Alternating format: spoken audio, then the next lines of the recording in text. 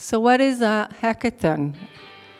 A marathon of makers that join together in order to solve problems. 100 people from different backgrounds, farming, academic background, industry, engineers from one region work together as an ecosystem in order to solve a problem, maybe 2 or 3 problems that have to do with circular economy, with sustainability, and they work together. And this is just one tool, and we will see it as a whole part of innovation in peripheral zones and in a regional model. So let's start. So who are we? What is the Kibbutz Industry Association? So the outline of this presentation is just a brief about the Kibbutz Industry Association, the advantages for us as a co-op organization. We will talk about the factors of growth and renewal processes and witness 3 innovation models, hubs and accelerators in the regions, the hackathon itself, and also agritech. At the end, we will witness a special hub and accelerator working in the Negev, the Ajik, working for innovation and also for peace. So, Kibbutz Industry Association. There are 274 kibbutzim in Israel, all of them co-op, 80% of them in the peripheric zones of Israel, deep peripheric zones. They have 250 industries with a total sale of $12.5 billion, employing above 30,000 co-workers. So that makes us a major employer in the peripheric zones of Israel. Also, what's unique in this industry is that almost half of it is products for export, high-level, high-tech products. And more than 4% of all the expense goes to R&D. Our growth engines are, I guess, the usual growth engines. And these are the growth engines that we work and support. So, of course, social capital and human resources, building managers in the peripheric zones, building the CEOs of the companies as people growing in the region. Also, new business and opportunity, maintaining a flow of new business into the traditional industries. And lastly, innovation, constant innovation, and R&D. Okay, so we are organized since we were established on a co-op model. Let's see the 4 modes of co-op that we are organized in. So firstly, all the kibbutzim are co-ops. Some share all their life, even welfare and education, as a co-op. Others only their industries and farming, but all of them are co-ops. Okay, so that's one level. Then there is the apex of the kibbutz movement, including all the kibbutzim together, taking care of the long lasting of the kibbutz in Israel. Then there is the organization of the Kibbutz Industry Association, taking care of business and innovation of the farmers and the industries. Now, lastly, is the regional enterprises. Since the kibbutzim are located in the regions, in the far, far peripheric zones of Israel, the main link and work together of handling industry and farming is by 7 farmer co-op called the regional enterprises. And they maintain a regional model in which a lot of management and a good development is made. This is the missing link between a co-op organization and its apex, the regional enterprise. And we will see what this regional enterprise, co-op enterprise, can allow and make possible. So, for us, the advantages are known, and it is the advantages that we all share around the table and around the globe. We have common inspiration and common goals. We have shared pools of capital, $12.5 billion, and from that, over 4% of the expense going to R&D and to the future. We're sharing the same demographic challenges, living on the borders, living in far away from Tel Aviv, and we are well organized. Okay, so what's the problem? Everything seems good and I can stop my presentation now, but that's not true. So a bit about the challenge. You know, Israel is called the startup nation, rightfully so. So when you look at the statistic, we have billions of dollars in investments in startups. We have 800, some years annually, 1,000 startups beginning every year. And a great R&D percentage expense of over 4%. And that's wonderful. So what's the problem? We are the startup nation. Okay, so it's not exactly so, because more than 95% of the startups in Israel are in Tel Aviv. And I guess that's the picture all around the world. The big city, the main city, is the one that is capturing all the innovation. Israel is not a startup nation, it's a startup city. And our challenge, our goal, is supporting growth and renewal processes within the regional platforms. Okay, the two pillars, the two key factors for us for doing that is firstly, relevance, and secondly, synergy. What do I mean by saying relevance? So relevance, firstly, is solving the real problems. Like in other presentations today, we know that there's no copy-paste.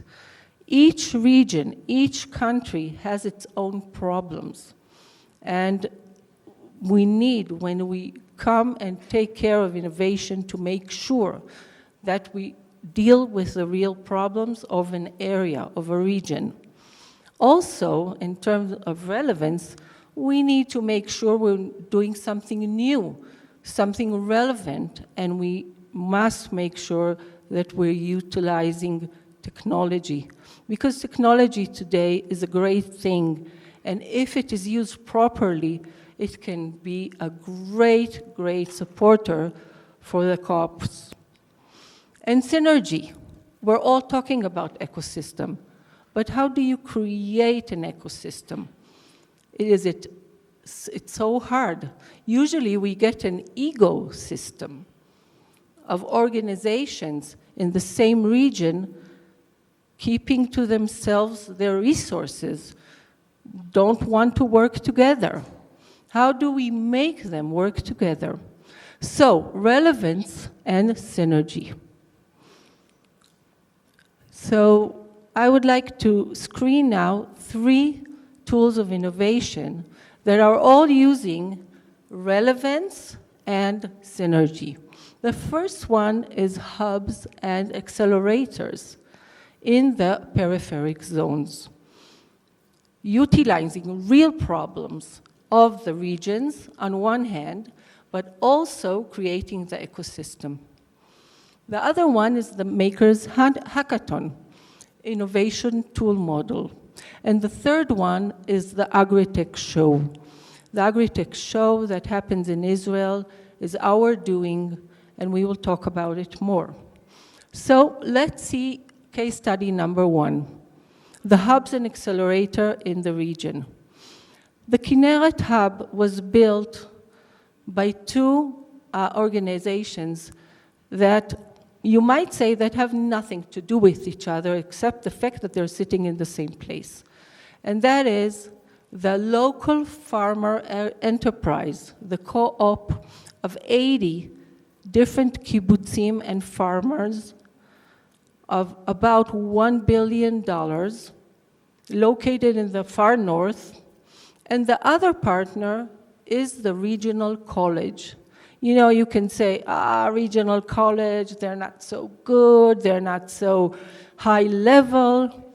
Okay, but these 2 join together. One bringing the business, the farmers, the agriculture, the knowledge of agriculture, and also 80 industries dealing with agrotech, with medical, with defense, with technology. The other one brings the knowledge of the academia, which is very important, and also students studying in the area. And they have created with us a hub that is a home to entrepreneurs. They get their seed money because the investment and the local enterprise understands that instead of investing a lot of money in R&D, he's putting his money, his R&D money, in the entrepreneurs, in the startups. They're receiving mentorship about law, business, and regulation. And they are growing and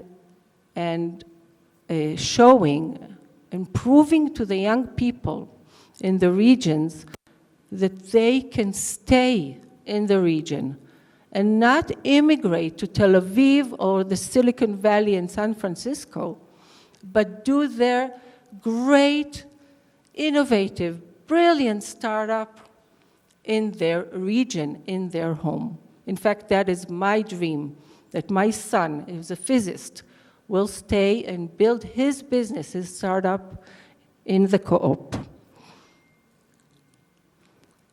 Another one that we have seen in the movie is the hackathon.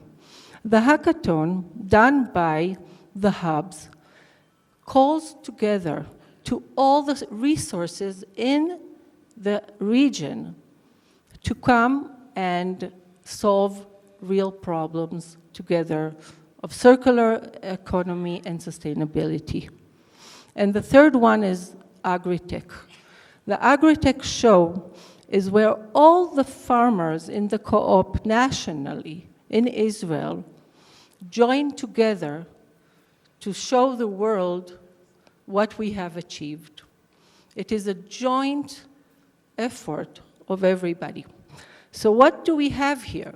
We have here a situation that, let's say 5 years ago, when you would say a co-op in Israel, people will see in front of their eyes dairy products, apples, and traditional factories. But today, when you say a co-op in the peripheric zones, people know that that is the place where they can build their startups. They see innovation. And that model maybe could be spread all around the world when people close their eyes and envision the co-ops as the center of excellence and innovation.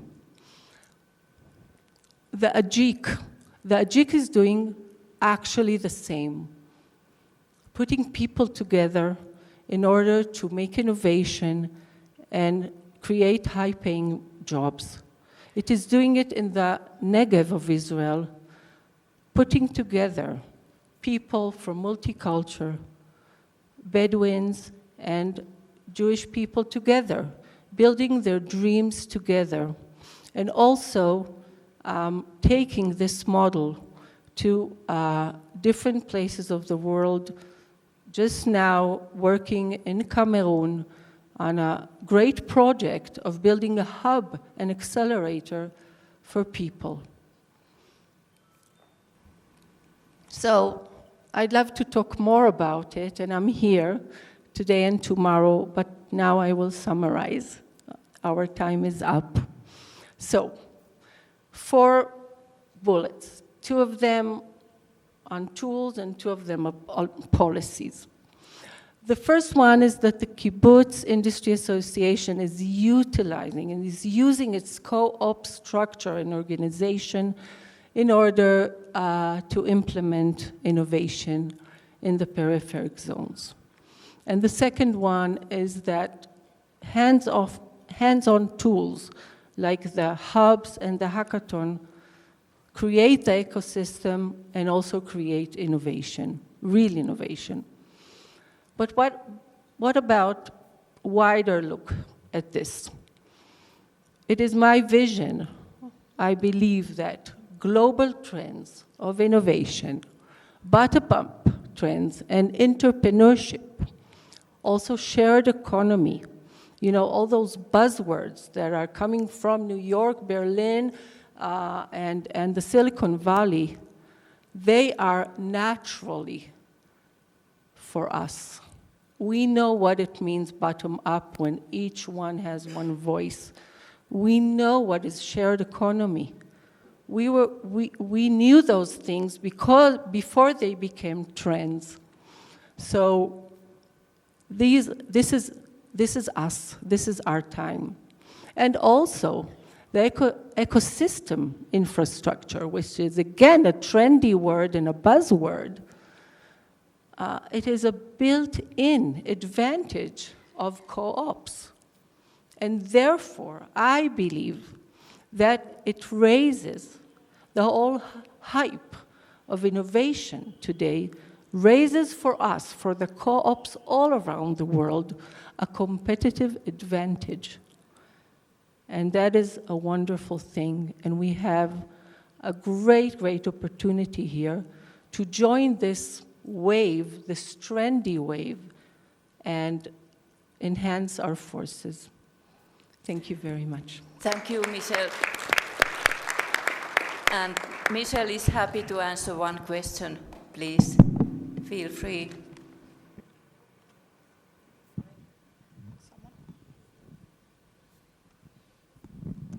Okay, thank you for this very interesting presentation, Michael.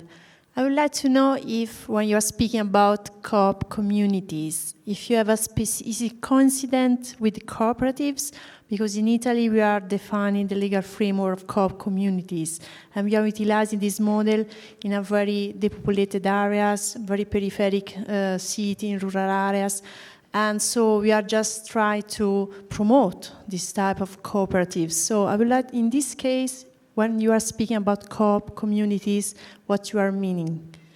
So all the kibbutzim in Israel and all the apex organization of the kibbutzim are cooperative organizations under the British cooperative law. So we are a real cooperative with many, many members, and everybody has one share, and it's in the organization. It's an original, classic co-op.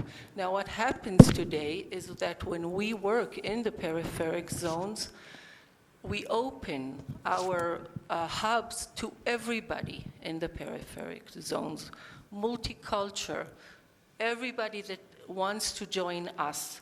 They don't have to join co-op in order to be a member in the peripheric hub. But for us, it's very important because it's also part of our belief that this is how we contribute and enhance the peripheric zones of Israel. So although we are the one who is building them and enhancing them, they are open for everybody. Thank you.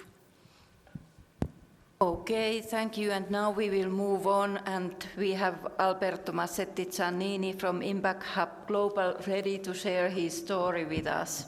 Thank you very much. Alberto joined Impact Hub company, the global network of over 105 centers and 17,000 members, fostering social entrepreneurship and social innovation as Global Programs Director in January 2019. Before this, he was Development Director at Impact Hub King's Cross in London, and he's also the founder and chair of the advisory board of Impact Hub Milan, Italy's first incubator for social innovation.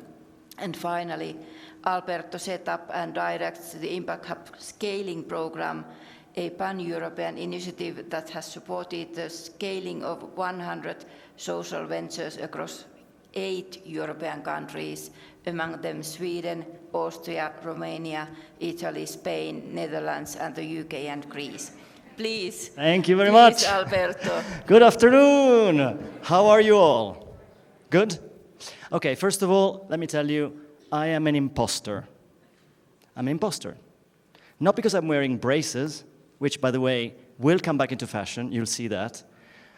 This is a great innovation, I think, in the era in which we are shrinking all or enlarging all. The brace offers a huge opportunity.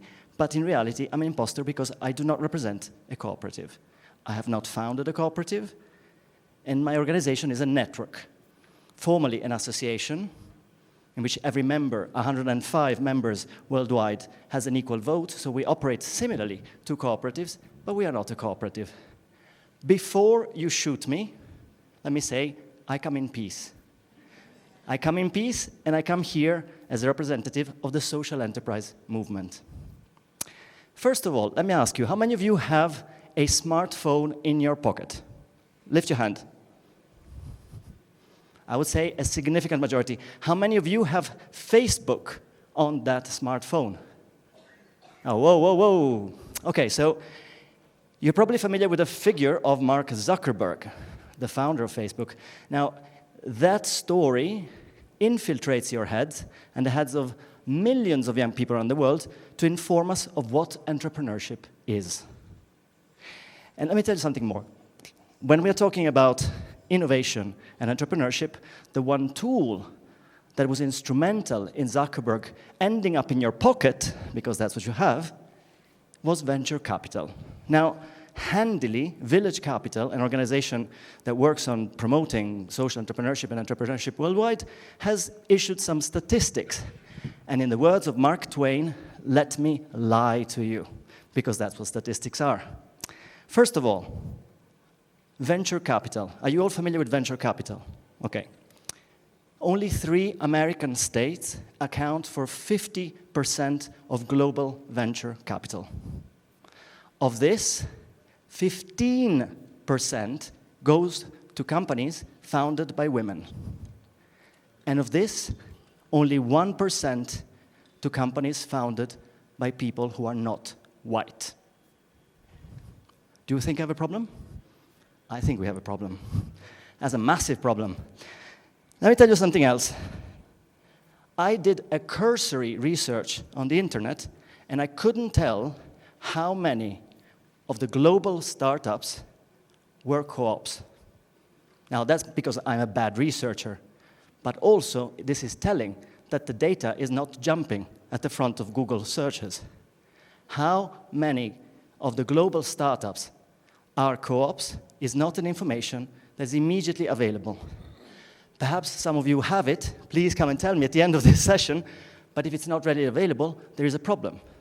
It means that young people, or whoever is searching the internet for information about startups, does not know that cooperatives are a viable form of startup.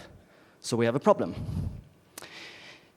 Let me tell you about the Impact Hub network, a network of over 105 centers, mentioned before. We have, since 2012, supported 10,000 startups. And these 10,000 startups have created 29,000 jobs. I'm going to go close to that, and that's going to whistle, I know that. That's a statistic that I know. What I don't know is how many of these were co-ops, because even we are not good at counting co-ops within our movement, although we have co-ops within our movement. So there is something that fundamentally I would call the elephant in the room. And I am very good at spotting elephants in rooms, because many, many years ago, I worked in Tanzania on a conservation project in the Katavi National Park, and I learned how to spot elephants. They're quite big, actually. And there are two problems here. The first one, the social enterprise movement is looking at the tech sector and thinking, we can copy them, we can be like them, we can have unicorns. And the impact investment sector is saying, we can be like the venture capitalists, but they're taking the problems from one sector and moving it to a second sector. And the second problem is the co-ops are not appealing to young people. Young people are not starting co-ops, or if they are, they're not visible. And this is another problem. But the social enterprise movement is growing globally. I know this because I observed it in 12 years working in this sector. And I have seen social entrepreneurship becoming the word in the mouths of politicians, in the mouths of policymakers, of economists. People love social enterprises. But we have a problem. We have a sort of cancer within that we have inherited from the private sector. You have the solution, but you're isolated. You risk becoming obsolete in 20 years' time. And this is where I think the solution, and I'm finished here, if I may, is that we need to build bridges between our systems. Networks for social change like mine need to become allied with global alliances like yours, so that we can actually together build a better world. Thank you very much. Goodbye. Thank you, Alberto, and please, 2 questions. I wanted to ask you if you know another network or similar to our federation in other part of the world, as you have been researching, because a year ago we started creating links with other worker tech ops in order to get together and to work jointly in strategies and sharing projects. And also I wanted to add something about the other presentation. I don't know if you knew that we tried to organize a Cooperative, that is a hackathon, but made by tech worker cops here, but we couldn't do it. We wanted to solve common problems from the cooperative sector. So we are here just for you to know that there is a tech worker cop sector. We are organized, and we want to create links with other cooperative sectors. Thank you. Hackathons are some of the solutions, but in reality, what I miss here is the idea of networks. So networks are, Vandana Shiva this morning was saying something really powerful, which was the cooperative dimension of nature and the cooperative dimension of people. But actually, in practice, what this looks like is networks. Those roots underground that connect are networks. The internet is a network. This is reshaping the way we're functioning as a globe. But we need to reflect this in the operating modules. Now, networks have certain rules, certain modules. They're very nimble. They don't have hierarchical structures. So we need to redesign our systems to replicate that if we want to be really in tune with the era of the internet, but also with nature. In response to you, there are lots of other networks out there, of course. There is, for example, the Global Social Enterprise Network. There is, for example, there are other people out there. But in reality, I think we have to start building networks of networks at this point, because we need to advance more rapidly. But the truth is, yes, scaling is the one thing that we haven't cracked yet. Like this morning, I kept on hearing about someone who came to one of the speakers and said, oh, why don't we do this here? Like that movement, that passage in which we can replicate, in which we can scale solutions that work, nobody has really cracked. And I think we should all put our efforts into that. Okay, thank you. And now we will move on. And I have the honor to welcome Pilka Jonga from the Ministry of Rwanda. He is a CEO National Agricultural Export Development Board and previously served as permanent secretary in the Ministry of East African Affairs, the Rwandan High Commissioner to Kenya, and successfully runs a private business. He also holds a master's degree in international studies and diplomacy and Bachelor of Commerce finance degree. Please, the floor is yours. I'll also have to state that I'm not a member of a cooperative, but I belong to the savings scheme in the institution where I work, and I'm not very knowledgeable in the workings of cooperatives. But the institution that I head engages very, very closely with cooperatives. We support agricultural exports, so we work with exporters who work with cooperatives that are mainly in the traditional sector, be it tea, coffee, pyrethrum, horticulture, and I'm sure Rwanda's story, to a large extent, is a mirror image on the growth of the cooperative movement around the world. And at the same time, finance the savings and credit schemes. Now, in the interest of time, maybe we'll just share a few statistics. Like in tea, we have over 20 major cooperatives. I'm sure there'll be other presentations that will inform about the cooperative policy in Rwanda, the law in place, the structure from a primary cooperative to unions and federations. But for example, in the tea sector, we have over 42,000 members, and they generate over $50 million a year. The coffee sector, over 80,000 members who generate about $40 million a year. So in Rwanda, they really are a core component of our society, and they play a pivotal role in our economic development.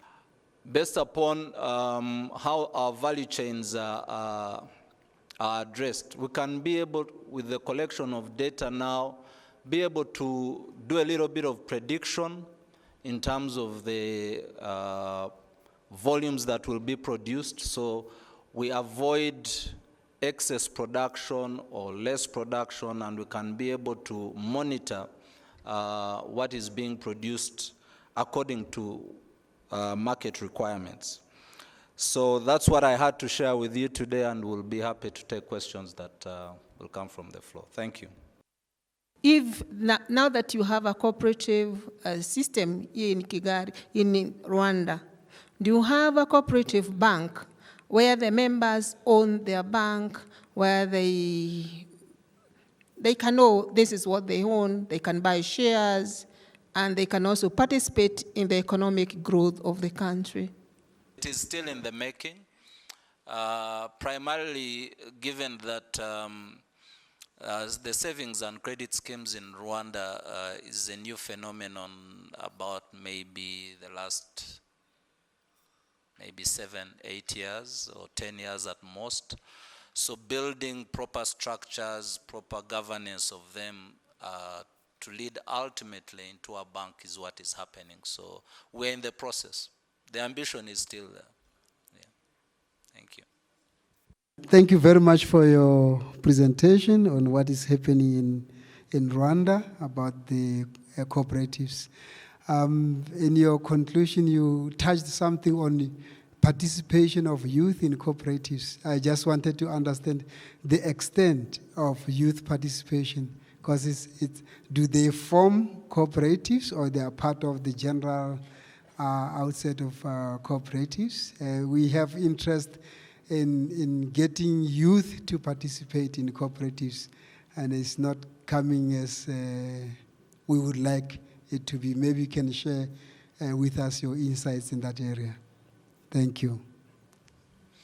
The thinking of the youth today and what the outcome will be, you find that within the cooperative, when you're forming a cooperative, you all have one share, you have one vote. So the setup of the cooperative is very different from how you set up a company and how the company can grow. So the youth tend to understand some of these things. The experience that we've had in Rwanda is that cooperatives were mismanaged for a very long period of time. And because of the mismanagement of cooperatives, it created a bad reputation around cooperatives. So you find that most of the young people begin by forming loose associations. So they have an intent, for example, to grow maize or do aquaculture or do poultry. So they get together, they form an association. So within our setup here, they are allowed to form an association. And they can get a document that allows them to form an association. Then after the association is strong, they know each other, they trust each other, then they can form a cooperative. So rushing to setting up a cooperative may be for people who know each other and trust each other and have done this before, but for the youth, maybe supporting them from starting with associations where they can build trust and then they can go into a cooperative or form a company. Maybe that's the experience that we have. So we have more people starting with associations and then they are supported to graduate from an association into a cooperative. Thank you, and now I have the pleasure to welcome Dr. Chiyoki Sifa from ICA Africa. She's a regional director of ICA Africa, and she's going to give us the closing remarks. Dr. Chiyoki Sifa is from the Democratic Republic of Congo. Her experience with cooperative movement dates back to the 1990s, when she was working as management trainee with the Central Cooperative for Savings and Credits in Bukavu, Zaire. And more recently, she was engaged with the movement in developing a strategic plan for cooperatives in Kenya. As Deputy Director in charge of cooperative capacity building and training with the Department of Economic Development and Tourism in KwaZulu-Natal, South Africa. And most recently, she was Director of Cooperatives Program at the Ethiopian Agricultural Transformation Agency in Addis Ababa in Ethiopia. Please, Sifa, the floor is yours. I would like to say that the starting point was the marginalized, leaving no one behind, marginalized communities, indigenous people, and how do we bring entrepreneurship and innovation in giving them more dignity, but also making them to participate. So in its 2019 reports, the United Nations Department of Economic and Social Affairs, that is the UNDESA, explains that, and I quote, as it is recognized in the 2030 agenda, attributes such as age, we have heard about the youth, gender, mostly related to women, ethnicity, race, migration, and disability status continue to affect the risk of being left behind in both rich and poor countries. And it continued by saying, prelude the full participation of some groups in society, and yet the risk each of these groups faces does not result in uniform disadvantages. And this is so in across the countries.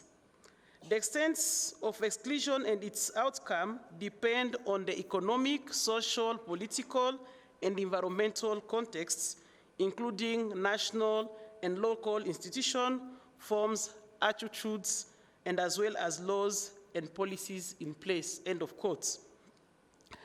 With this context, I wanted to say, with this context in mind, what will be the potential of cooperatives? I've heard quite a number of the speakers, starting with my friend Jagen, who say that we better act very fast, whereas we are doomed. And the same was echoed by our social entrepreneur, and he had some good, I think, warning signs. And followed by my colleague and friend from Israel, from the Kibbutz, who said not everything is lost. They have been able to rejuvenate themselves, and this is the opportunities, this is the model which has worked for them, and indeed, we can do that. And then finally, our speaker from Rwanda, who have said, we are already doing it here in Africa. So those are some. So what we are saying here, could an economic system built on the principles of cooperation, collaboration, and sharing, myself I'm adding, caring, rather than driven by competition and profit maximization, provide answers to at least some of the problems of the entrepreneurship for the disadvantaged groups? Let us recall the statement of the cooperative identity, and I liked that very much from Mika, who said that everything is already in the DNA of the cooperative. We have it, we are not just using it. And I think it was again Jagen who also echoed the same saying, we are not loud enough. They don't know us, and yet we are force. So the issue is rather to say that, I said cooperatives are based on the values of self-help, self-responsibility, democracy, equality, equity, and solidarity. In this tradition of their founders, the cooperative members believed in the ethical value of honesty, openness, social responsibility, and caring for others. And my take on this, if only all the cooperatives, those are the 300 million cooperatives worldwide, could apply these values and principles, we wouldn't have been here.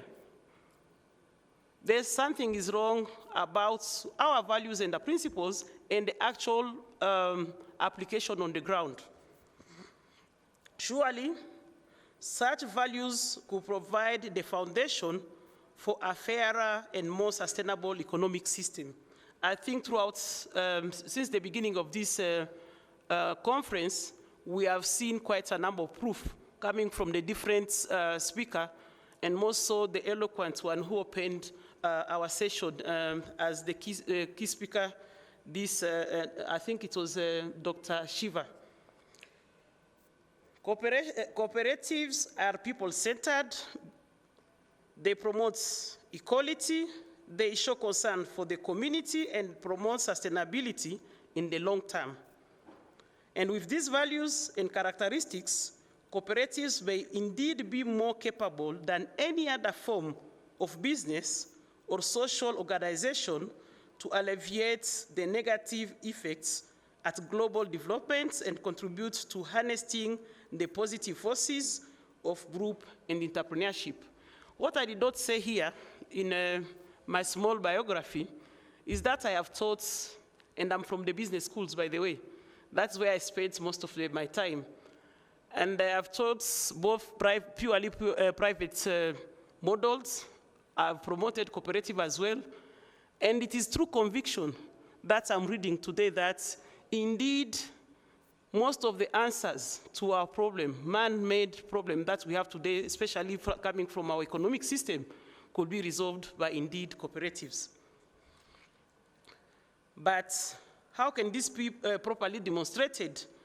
I'm not saying that you should just believe my testimony, but the answer is what you have been enjoying here today.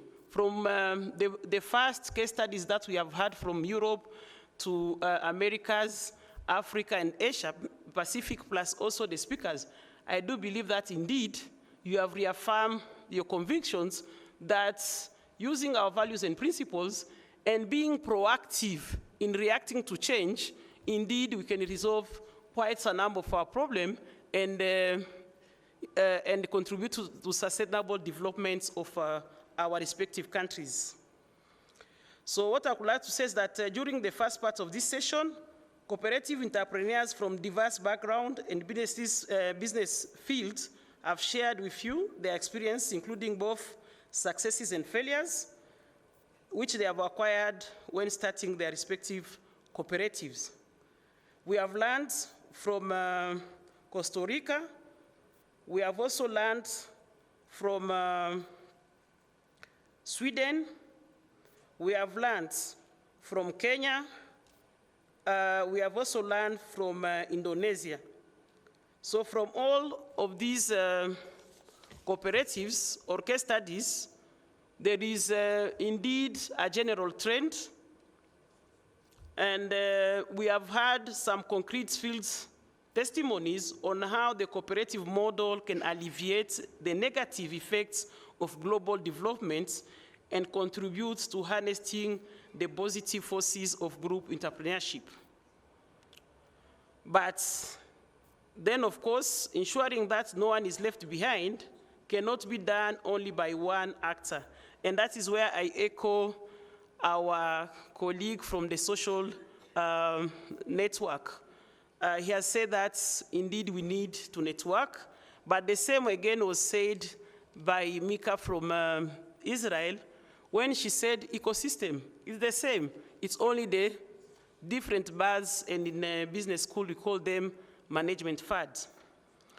It's a matter of collective action, and so therefore we need to emphasize the importance of partnership to ensure sustainable development, as well as the importance of working together for just and equal economic societies. We said that a century ago when we say cooperation among cooperatives. As an example of it, we can use the successful partnership that we have had for decades with the ILO, and I'm happy to say that the one who brought the debate on the social economy on this continent was again Jagan when he was still at ILO. It was in 2009 in South Africa. That is where for the very first time the African continent was discussing the issue of social economy. And we have had quite a good long working relationship with ILO since almost its inception. And we have created quite some good enabling environments, quite a number of legislation. And the very last one, I think, before Jagan left ILO was the OWADA. And where, again, the cooperative did feature quite prominently. This is quite of the policy and the legal framework for private, but also cooperative enterprises by the Francophone-speaking countries of Africa, mostly, yeah. I would like also to say that, however, there are many challenges to be tackled, and more effort is needed for the development of stakeholder-like cooperation to achieve the Agenda 2030. We are still living in a society where women, youth, disabled people, refugees, migrants, ethnic groups, etc., are still affected by the risk of being left behind and by the lack of opportunities. I was quite moved by the Swedish case study, where at least the government went and the EU went out of its way to try and integrate the migrants. Almost all of us in this room believe that cooperative entrepreneurship can be one of the solutions, maybe because of its greatest advantage. It is its ability of enabling entrepreneurship to work together and combine the different skills and competencies, but only its nature is not enough in order for the cooperative model to work at its full capacity. Therefore, I want to take this opportunity to address myself to all of you, starting with the fellow cooperators, and let you know that if we realize something today, it is that by investing more on the potential and identity of the people, we can push our model further. And this can be achieved on different sides that we need to do. One, expand financial and cooperative literacy. I think more and more we have heard, and especially from the last speaker, that there's some education is still needed. And yesterday I was speaking to the board and explaining about the cooperative movement in Africa. I did say that we are still suffering, unfortunately, from the high illiteracy rates. So leave alone cooperative education. We still have to go back to even adult education. We also have to ensure access to finance and to financial tools, expand the provision of training, coaching, mentorship, and business counseling. I was happy to hear that again. Our friends from Israel are back again in Africa, trying to assist with the hub in Cameroon. I hope the same can also be expanded to other African countries. Develop and supports a broadened scope of innovation, non-formal financial and training services that can be easily accessible by everyone. Again, that is evolve around education. The few initiatives that we have put in place to promote the cooperative business model in formal and non-formal education are isolated and therefore not fully exploited. And the opportunities available to the underrepresented group to start a cooperative are limited, and that model need to change. I think it was in this room again when one did ask the question to our speaker from Sweden, how they can replicate the same.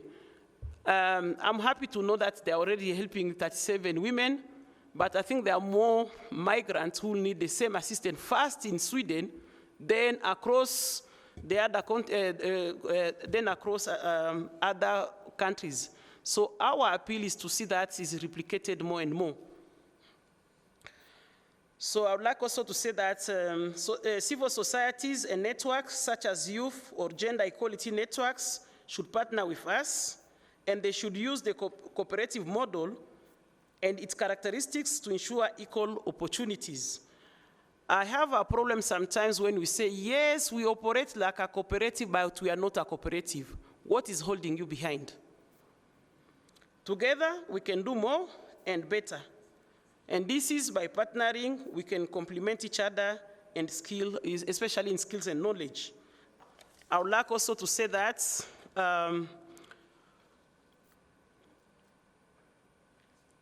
you all know that in 2016, the European Union did sign an MOU with the ICA, and indeed it is through that partnership and the sponsorship from the European Union that we are currently having this particular session. And the objective of that partnership was to strengthen the cooperative around the world. And we have developed a global cooperative entrepreneurship program, which will be, and this is especially targeting the group, that is with the youth rather, that is the Global Youth Forum, which will come, I think should be February next year. And the first of this mentorship program is to stimulate the youth, cooperators and non-cooperators, that they'll give participation for some necessary knowledge and skills, and they can be able to start their businesses. These activities are definitely not enough to ensure that one is not left behind, meaning each one, starting from the ICA global, but also the regional and in our respective countries, we need to do more in terms of empowering the youth and the other disadvantaged groups so that we can ensure no one is left behind. And again, as it has been re-emphasized here, we need to collaborate more and share knowledge, activities, and initiatives. With those few remarks, I would like to thank you very much for your patience. We have gone a bit beyond time, but I think myself, personally, I was very much pleased and informed by the speakers, and I would like also to thank the organizing team. Andrea, please. She has been the coordinator of this particular session. It was not easy to bring all the 4 continents around and agree on a topic, and the speakers, and even the participants. But I think we have seen your hard work paying off. She was not alone. She was with a team of other regional staff members. You have heard Dr. Karemi, please, from Africa, who was working closely with Andrea. We also had Melvin, Mark, and others who are not here with us. And I would like to thank you very much for a great job. And I think without further remarks, I would like just to say, have a great evening, and let's see you again tomorrow. Thank you, bye.